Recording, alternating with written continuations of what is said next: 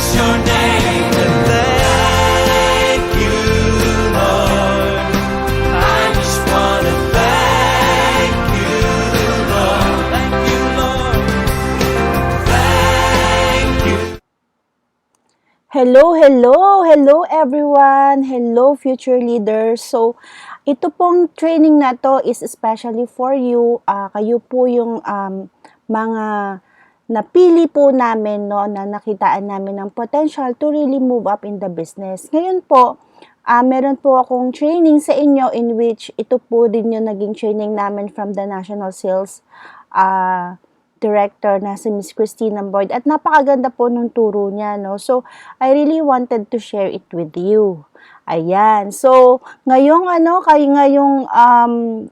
meron tayong lockdown, so gawin natin siyang quality training din, no? Bukod sa pag-spend natin ng time with your family.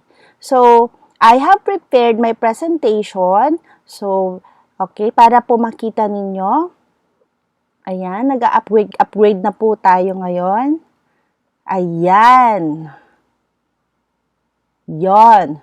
So, ito po yung training natin today, the will to win. Okay, the will to win. So, ano ba yung the will to win? Sabi, ito is the spirit inside us. So, sabi, we have to walk with faith in the hands of the Lord. Kasi pag nasa Kanya tayo, wala tayong dapat ikatakot. And if naniniwala tayo sa Kanya, naniniwala tayo na Siya yung kikilos para sa atin, no? So, ayan, the will to win. Ano ba yung the will to win? Sabi, yung will to win is ito yung lagablab natin, no? Lagablab natin na nanggaling yan sa loob, ito yung faith natin, nanggaling sa faith natin. So, gaano ba tayo ka-willing, no? So, ano ba yung nasa loob natin? So, no matter what happened, you will stand firm kapag meron kang will. Yung talagang lagablab sa loob mo. Okay? If it's your will, ano pa man ang nangyayari around you, you will really find a way. Meron tayong choices. We have the choice to complain. For example, ngayong nangyayari sa atin na crisis, no, meron tayong pwede tayong mag-complain. We have the choice to complain, but we also have the choice to win. So, kapag yung will natin, no, yan yung pinaka-core power para ma-defeat natin lahat ng mga pagdududa, lahat ng takot, no, kapag mas malakas yung will natin. And, paano naman natin maa-attract tong will na to? Okay?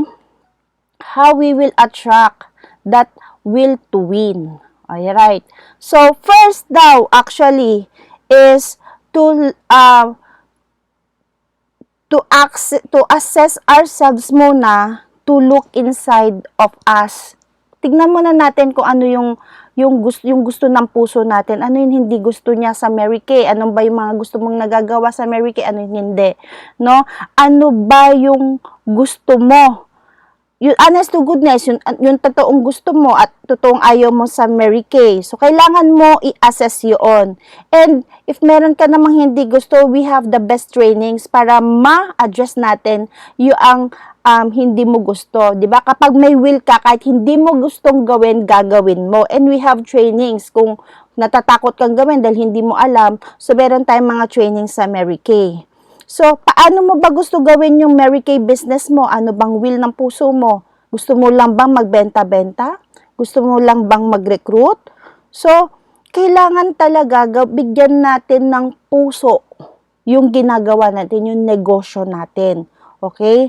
So, kailangan natin kailangan natin i-select yung mga people na meron openness to our business, no? So, tayo minsan, no, o hindi minsan, madalas, we really desire for our flesh. Hindi talaga yung ang babaw lang ng gusto natin, 'di ba? So, minsan gusto lang natin yung bag. Gusto lang natin yung mga freebies. gusto lang natin yung mga travel. So, yun yung mga gusto natin. Kung yun ang tatrabahuin natin sa Mary Kay natin, ang babaw lang niya. In which, ang dami-dami mong pwedeng gawin sa Mary Kay mo. Kung may lalagyan mo ng puso ang Mary Kay mo, hindi lang yan ang makukuha mo. Actually, if you focus to really,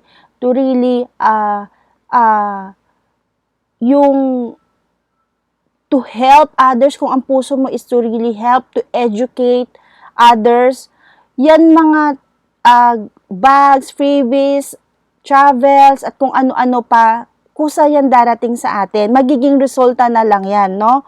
So, kailangan itama natin yung priority natin, no? Kung minsan, bakit ba tayo, tignan natin yung mga pagkakamali minsan, no? Dahil gusto natin ng ganito, ganyan, bili tayo ng product, no? Bili ng product, hindi naman natin tinatrabaho. Tapos, kailangan natin tamang priority sa Mary Kay, no? Kaya nga sinabi, God first. Kasi ang Mary Kay po, hindi naman katulad din to ng ibang negosyo na tatrabahuin mo. Okay? Kasi, malaki rin yung price nito if you want to really have a good life. Kailangan trabahuin talaga natin, no? At ang i-priority natin ang Panginoon. Hindi yung Mary Kay first, Mary Kay second, Mary Kay third. Hindi ganon. So, kailangan talagang in order. Okay? So, kailangan natin gawin ng tama para makapag-build tayo ng financial independence. So, sabi ko nga, during this crisis, may mga directors na nakapag-build na ng kanilang mga kumbaga they already build their nest, no?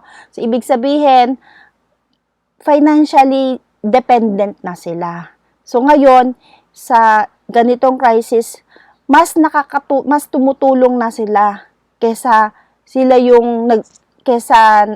yung tutulungan, no? So kung sabi nga meron akong i-quote na nabasa, so i-share ko lang sa inyo, i-share ko to, yung nabasa ko. Ayan. Wait lang po.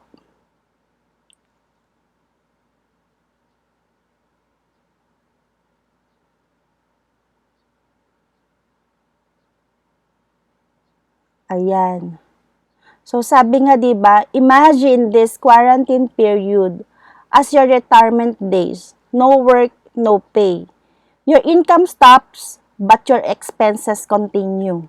If you fail to prepare now, you would probably suffer in the future, asking others for support that you should be responsible of. So, napaka-timely nito, katulad ngayon, no, na nasa quarantine period tayo. Oo nga naman, pag tumanda tayo, if we reach our old age, our retirement, are we gonna depend on our children? Diba? So, kawawa naman sila, maging sandwich sila. They have their own family na, tapos meron pa silang parents na isusupport. So, hindi ba mas maganda na pag tumanda tayo, mahal tayo ng mga apo natin? Because we have, kahit na we already aged, no, may kakapag-provide pa rin tayo sa mga apo natin, no? So, that's the kind of life we wanted, diba? Kesa yung ang hirap, marami akong kakilala na mga parents, talagang nagtitiis sila kasi ayaw rin nilang maging pabigat sa kanilang mga anak. Pero diba, parang sana dapat pag medyo may age na tayo, sana ini-enjoy na lang natin yung buhay natin. Pero kung nag-reach tayo sa age na yon, tapos para tayong, alam mo yung para tayong kawawa. So, nakakahinayang. Kaya habang malakas pa tayo, habang meron pang oras, we have to really thrive, no? So, ayun. And, kailangan po natin na yung negosyo natin is we do not use God. Instead, let God use us through the people that He entrusted to us. no? So marami tayong pagkakataon na pwede tayong mag-share ng kabutihan. If we work on our faith to God, meron tayong i-share sa iba kasi hindi naman lahat ng kailangan ng tao actually is pera. So in my experience, nakita ko na ang kulang sa tao paniwala. Paniwala na kaya niya. Paniwala na sa Panginoon. Kaya siya hindi naniniwala kasi tinitignan niya, unang-una, nakikita niya lang yung sarili niya, yung limitations niya. Hindi niya nakikita na may Panginoon na nagbigay sa kanya ng kakayanan para ma-achieve niya yung itinalaga sa kanila ng Panginoon. I really claim na talagang ang Panginoon meron na siyang ibinigay na blessing sa atin, abundant blessing, no? In any way, in material, financial, spiritual, lahat, ipinagkaloob niya sa atin. So, kailangan lang natin, we abide, we obey, no? Sabi sa Bible nga, di ba, sa book of Joshua, so, pwede naman si Lord, ando dun siya sa mga Israelites, tinutulungan niya sila na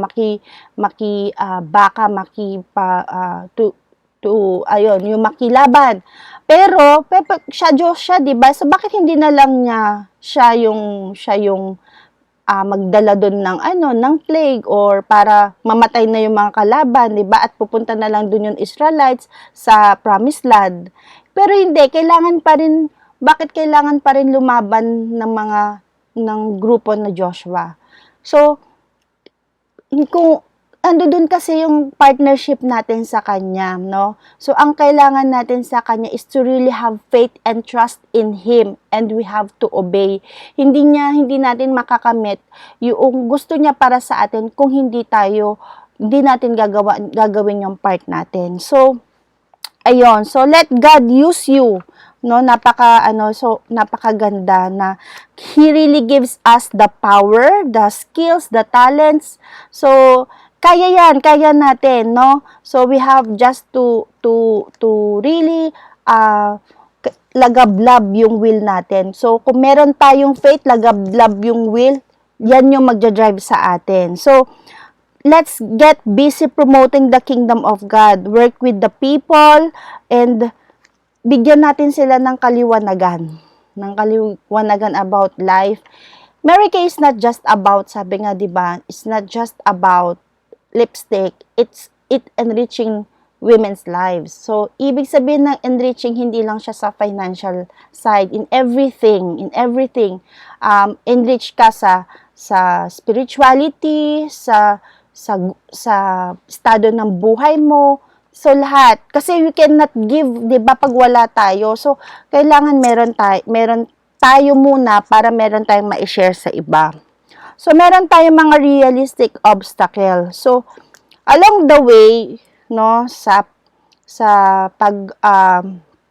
paglagablab natin sa ating pagnenegosyo, so, meron naman talaga mga realistic obstacles. For example, itong crisis na to, wala naman tayong magagawa, di ba, dito. Pero meron pa rin tayong pwedeng gawin via sa control natin.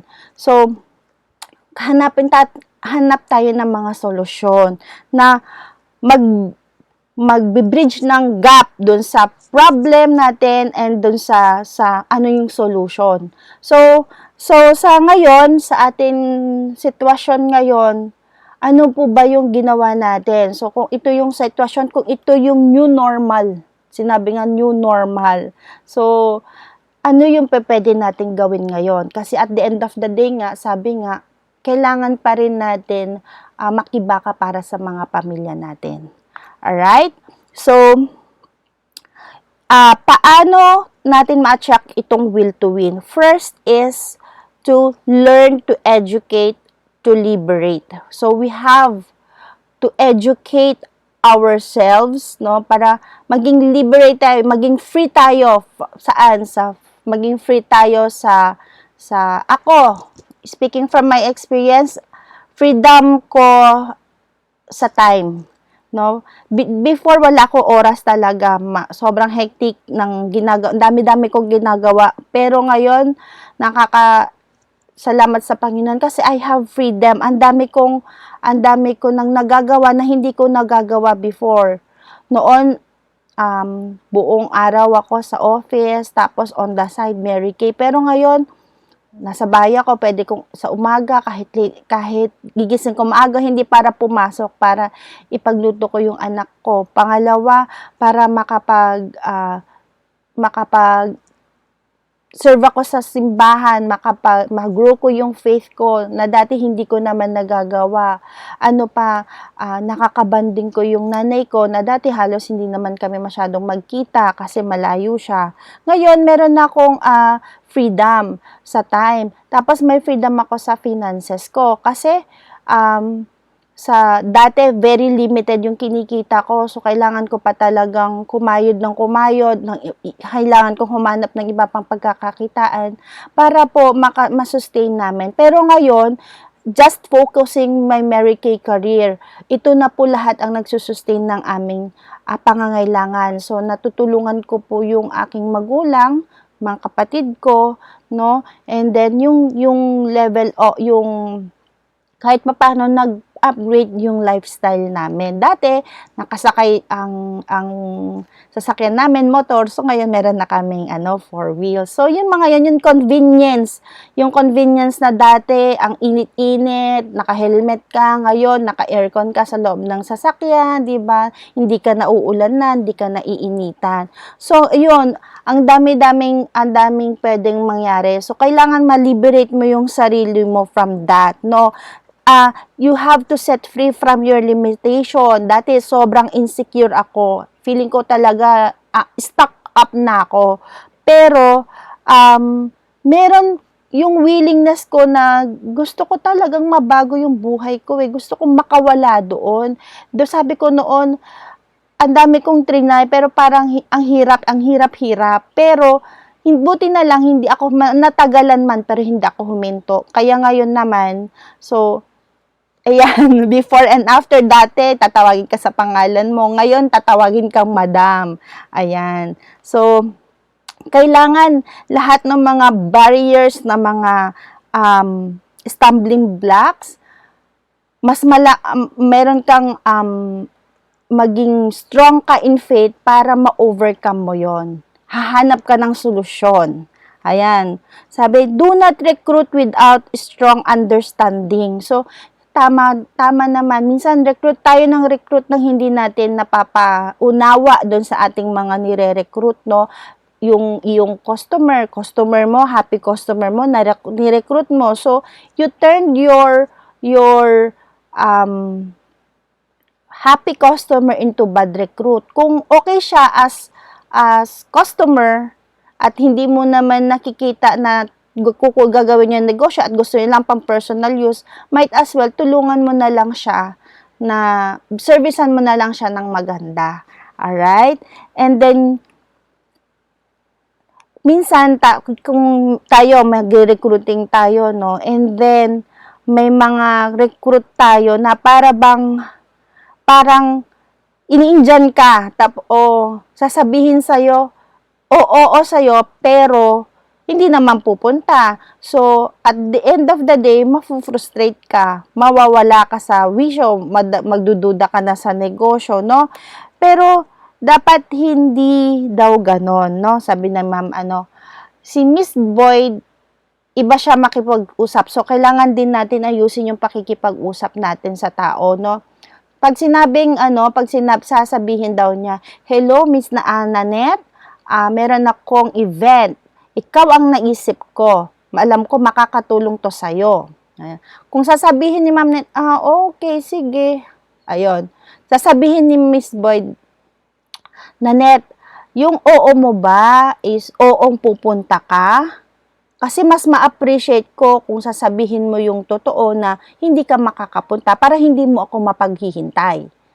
Tapos sasabihin, oo nga actually, hindi talaga ako pwede kasi busy talaga ako sa office, ganyan. Okay, buti na lang, salamat at sinabi mo para hindi ako maghihintay. Para yung regalo ko, yung regalo mo na pupunta, maibigay ko na lang sa iba. Tapos sasabihin, ay, pero baka naman pwede ko i-adjust, di ba? Gaganon yan, kasi nakarinig ng regalo. Tapos sasabihin din Miss Boyd, ay, kailangan sure ka na pupunta kasi I will reserve a special slot for you. Kung hindi ka sigurado at hindi ka mapupunta, masasayang lang.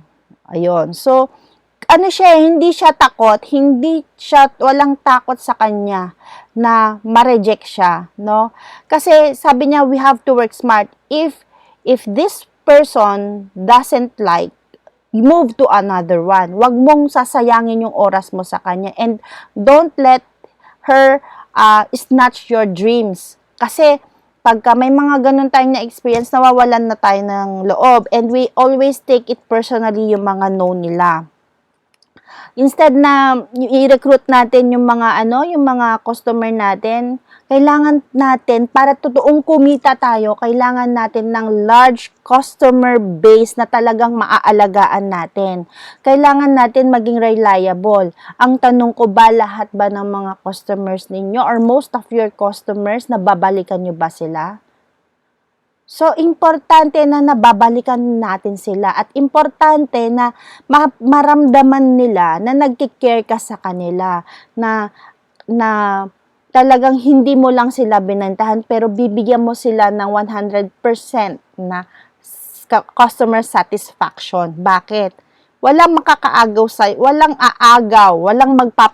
sa iba if masaya sa'yo ang iyong customer. And you can always build relationship na kung saan pwedeng sila yung magbigay sa'yo ng referral. Alright? So, kailangan natin, importante sa negosyo ang reliability, no? So, pag sinabi mong magdi-deliver ka ng ganitong oras, magdi-deliver ka. Okay? Kung sinabi mong tatawag ka. Okay? Kapag sinabing may pupuntahan mo sila ng ganitong oras, pumunta ka.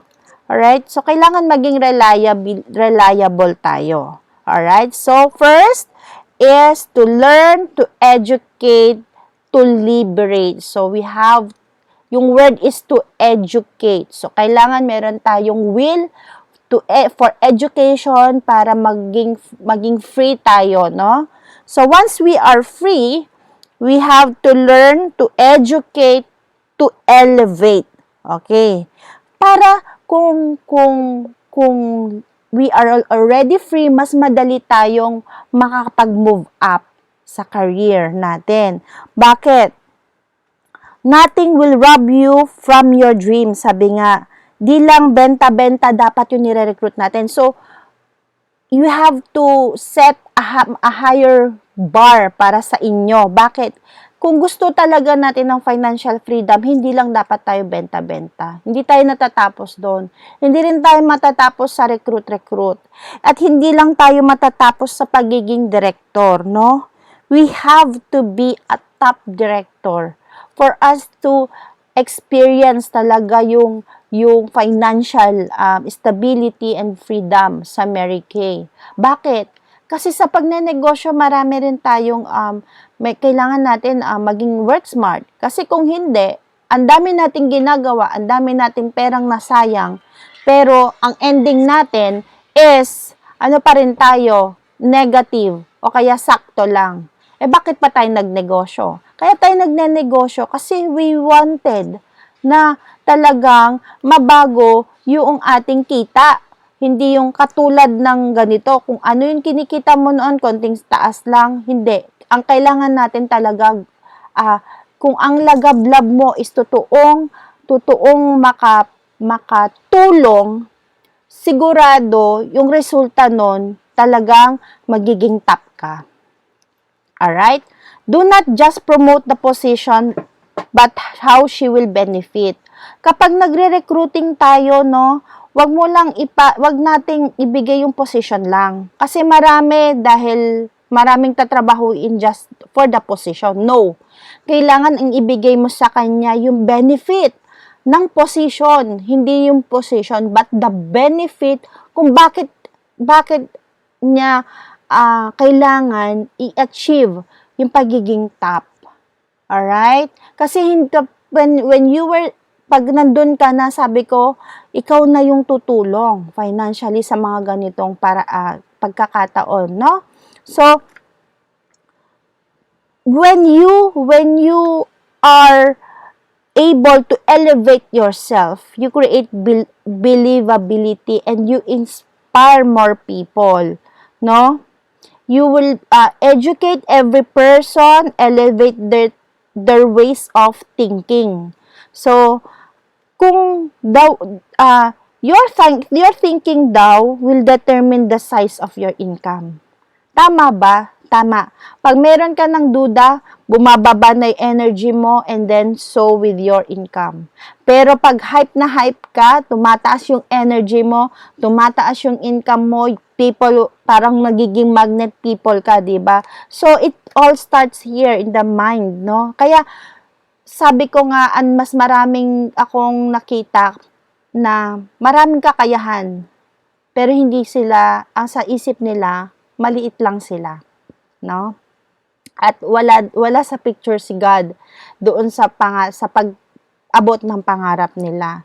So, kailangan, no, ang na-realize ko, kailangan natin mag-build ng top quality leaders. If you are aiming to be top quality leader, what is driving you? If is this your will, bakit hindi? If you are a top quality leader, you will able to earn large commissions and you will enjoy your career. No? So, ang ganda, basta tama yung will ng puso mo. No? Meron kang lagablab. Ito yung magiging kapupuntahan mo. I-elevate yourself to be top leader. In that way, you will able to attract people. You will able to educate them. You will create believability. Gusto ka nilang sundan, no? Hindi natin pwedeng sabihin, gawin mo to kung ikaw nga hindi mo pa nga nagagawa. And di ba sabi, the speed of the leader is the speed of the gang. So, nasa iyo nakasalala yung unit mo or yung team mo, yung position mo. Alright? So, when we work, kailangan totally all out tayo. Totally all out. Hindi tayo hindi half-hearted. Okay? So, kailangan we are someone who will be who is dependable para susunod sa atin yung mga team natin, and we will attract more people and we will inspire more people. All right? So, first is to learn to educate, to liberate, to learn to educate, to elevate. All right? So, next naman is learn to educate, to accelerate. So, ano to? Learn to educate, to accelerate.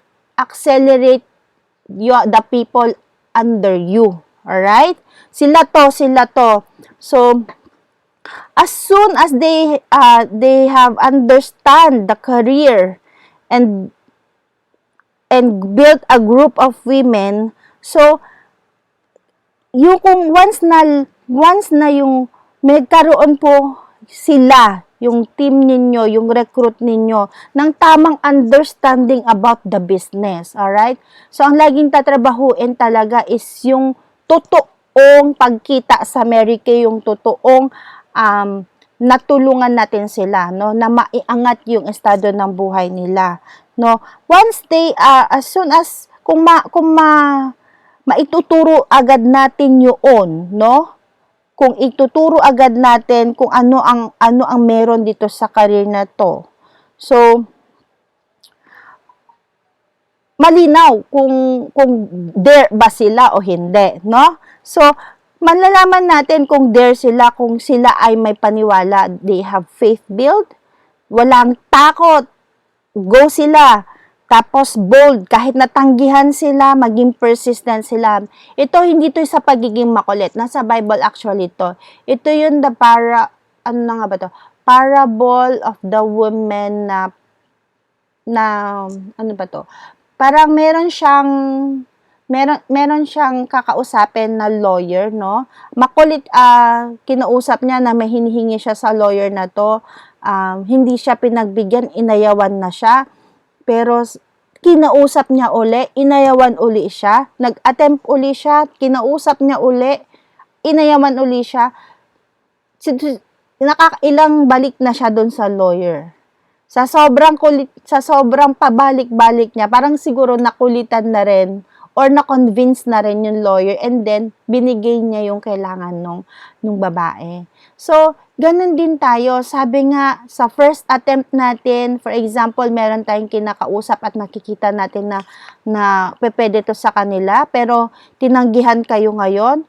Sa susunod na buwan, tanungin nyo uli. Dahil nagbabago-bago po ang kanilang ang kanilang sitwasyon. Katulad ko po, nung pumasok po ako sa America, bago po ako sa trabaho ko rin. Halos sabay po yun. No? So, parang bago pa rin ako sa trabaho ko. And, syempre, enjoy pa ako nun eh. So, nag-enjoy pa lang ako. Okay ako doon. So, hindi ko pa nakikita yung Mary Kay ko na something na career. Nakikita ko lang talaga siya sideline. Kaya, for the longest time, ginawa ko lang siyang sideline. But, by the time na tumagal na ako doon, pero parang walang nangyayari, no? And then, pinangakuan ako ng promotion, pero hindi ako na-promote. And yun yung pinaka-breakthrough ko kasi sobrang nasaktan ako doon. Parang lahat, yung self-worth ko, yung self-confidence ko nawala. And then, syempre, kaya gusto ko rin ma-promote para din at least umangat-angat naman yung ang aking income, no? Pero, hindi yun nangyari. So, very timely din na sabi ko, siguro hindi nga ako para dito.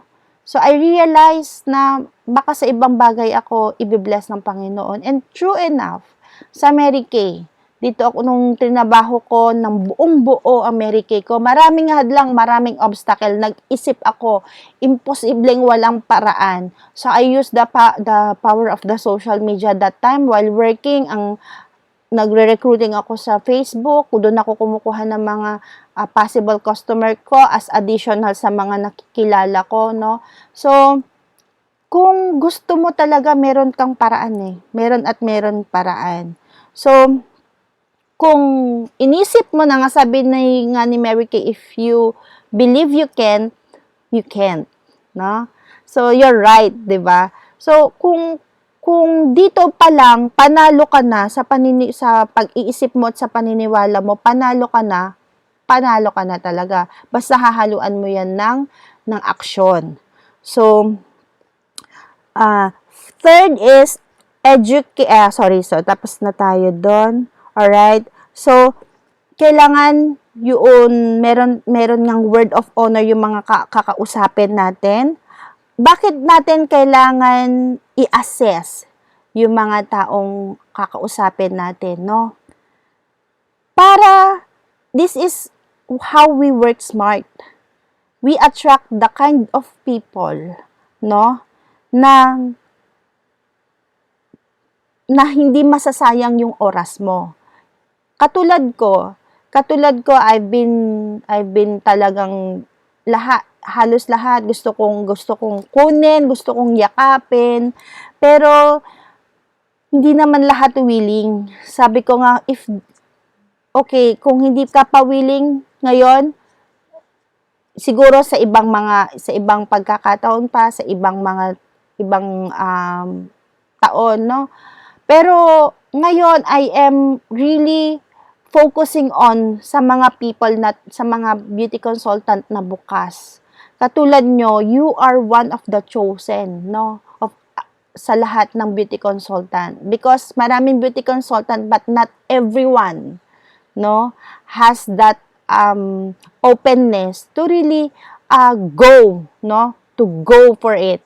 So, you are now there. So, kaya naman, gusto kong ipakita sa inyo na are you really, do you have the will talaga? No, kasi ang next natin is to educate to propagate, no? What is to educate? Learn to educate to propagate. So, kapag nakikipag-usap tayo sa mga possible recruit natin, we need to have the right communication. Kapag before ako, takot ako makipag-usap sa mga management level. Medyo medyo na-insecure na ako, nanliliit na ako sa sarili ko. Pag yan yung mga kakausapin ko. But then, sabi ko sa sarili ko, in this business, ako ang boss sa sarili ko. I own my own business. And I have the flexibility of time. I am earning more than they are earning. So, bakit ako ma-intimidate? So, maganda nga na i-share ko sa kanila yung ginagawa ko. Kasi, of course, sa management position, malaki ang kita mo, ang sweldo mo, pero sandamakmak naman ang responsibilidad mo, na, which is, most of them, nakukuha na yung oras para sa pamilya. So, balanced life. So, yun yung confidence ko. So, when I talk to someone who is in the management position, so what I give them is the flexibility of time while while earning an executive income. Okay, kasi ang nasa range ng management is 60 to 80,000 a month. In Mary Kay, pwede ka kumita 100,000. Alright? So, pwede mong with their of course, yung credentials nila, no? With their credentials. So, sabihin natin sa kanila, pwede sila kasi hindi naman sila mapupunta sa management position kung hindi sila masipag. Kung wala silang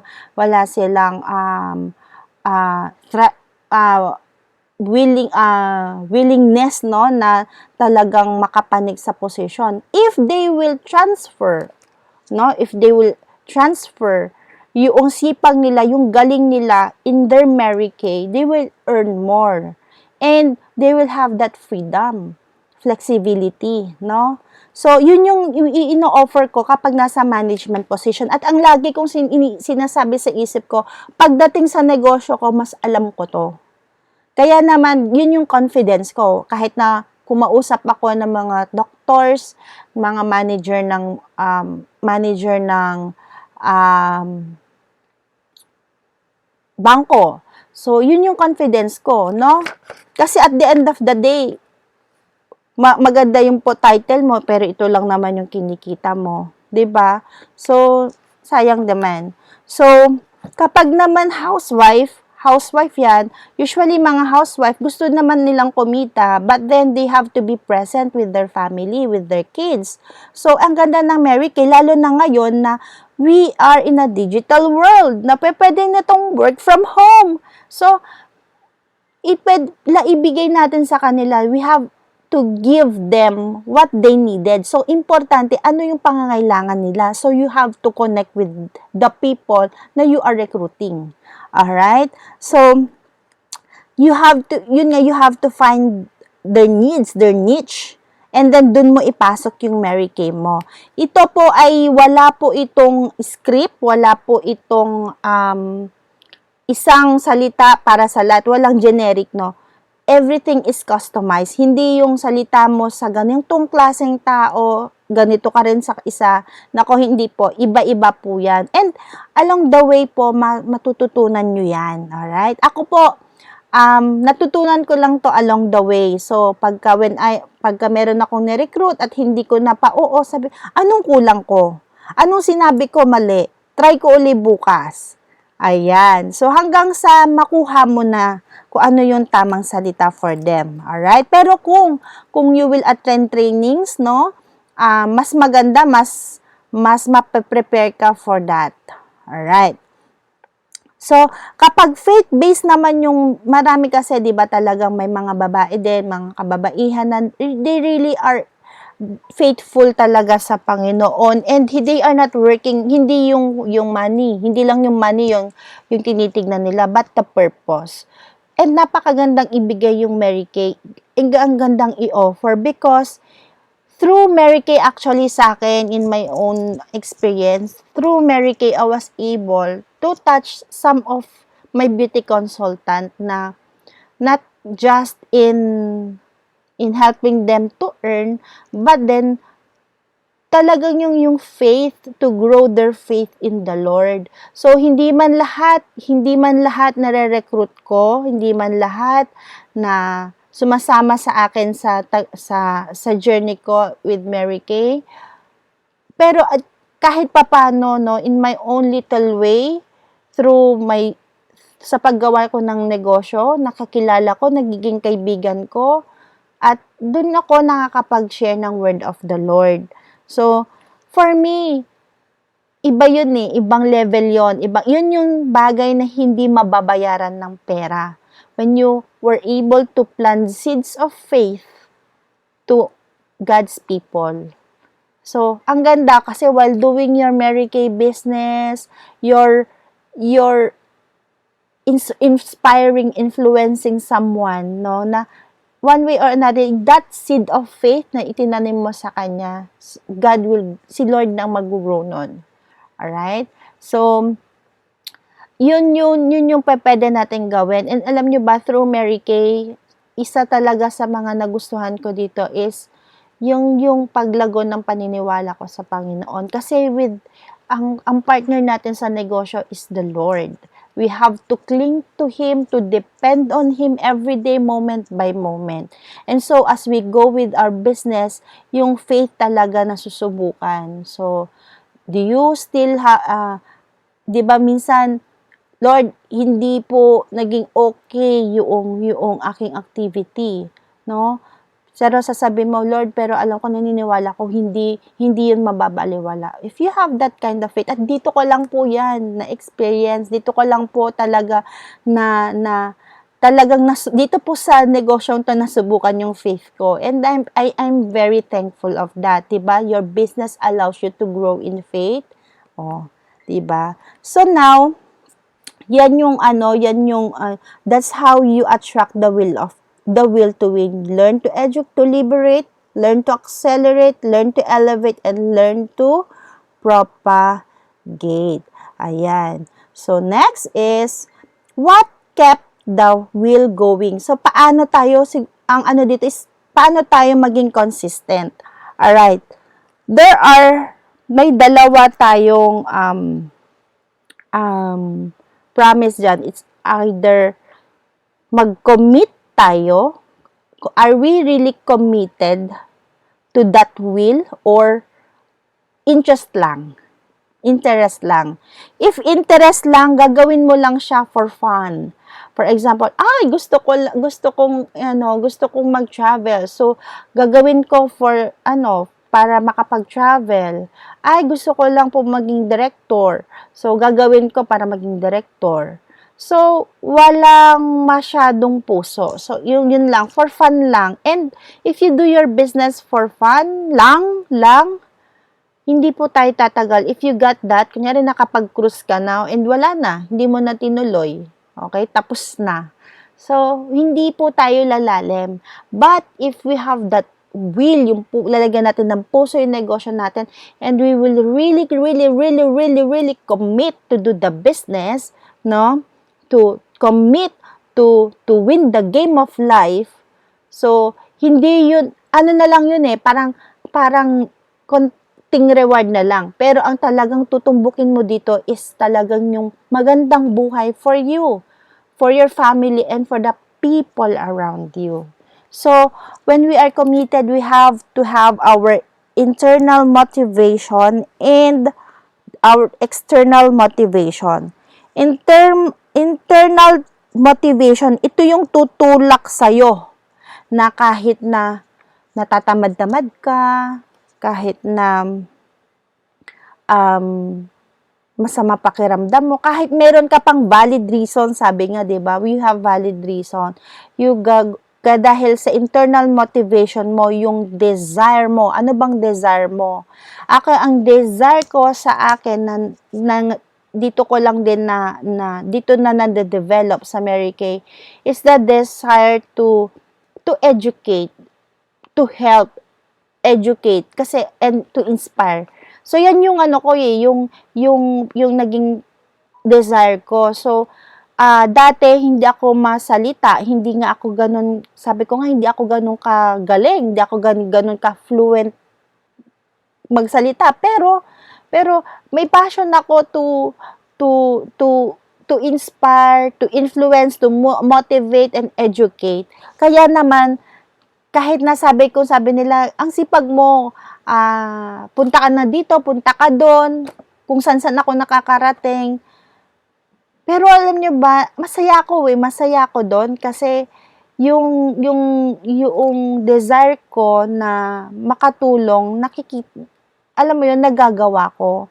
Kesa naman mas nakahilata ko araw-araw. And you know what, yung nagtatrabaho ako sa corporate world, alam niyo, it's very routinary. Parang walang purpose yung life. Parang, what's life?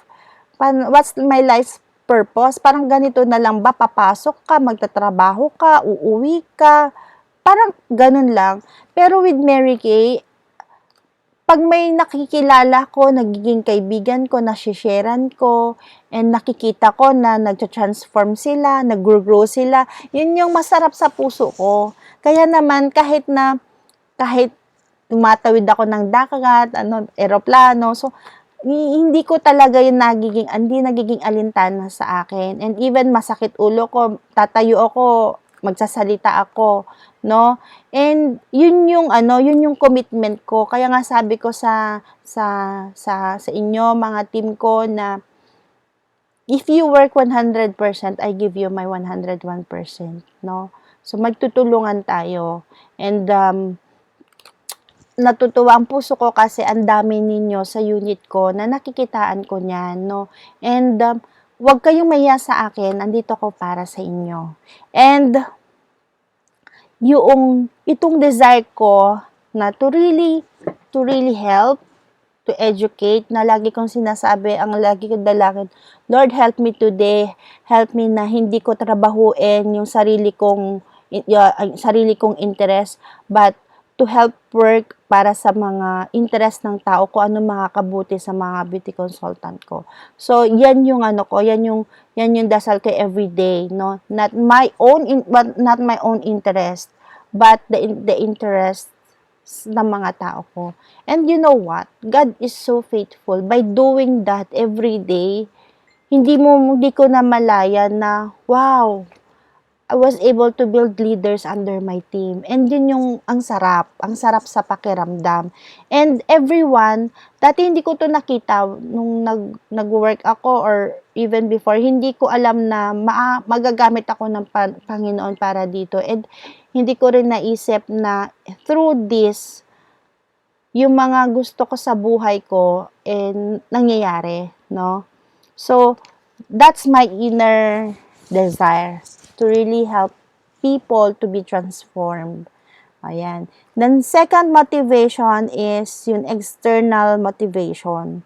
So, ano yung external motivation? Yung image natin, no? So, gusto ko yung nakaka-project ako ng believability. Kaya naman, talagang,